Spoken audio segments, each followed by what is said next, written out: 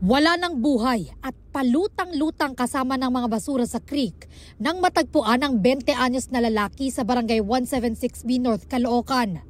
Ayon sa barangay, maulan at malakas ang ragasan ng tubig sa creek nang tumalon doon ang lalaki noong nakaraang Sabado.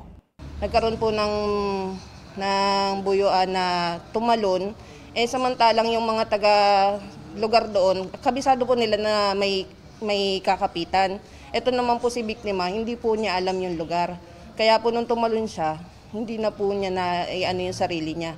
Sinubukan pa raw siyang isalba ng isa sa mga bata sa lugar, pero hindi na nakaya.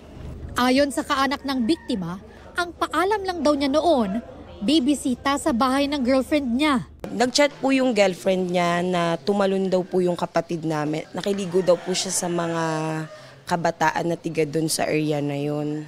2 araw siyang hinanap ng mga otoridad. Sinuyod nila ang bahagi ng creek na dumadaloy patungo ng Bulacan. Sa tagal po ng hinanap namin, lahat ng nilakbay po namin is pagdating po namin doon, masakit. Sobrang sakit po nang makita po siyang okay po siya nung umaga. Pagdating po ng ilang araw po, makikita na lang po pala siya sa tubigan na lumulutang po. Ayon sa barangay, hirap silang kontrolin ang mga pumupunta sa creek.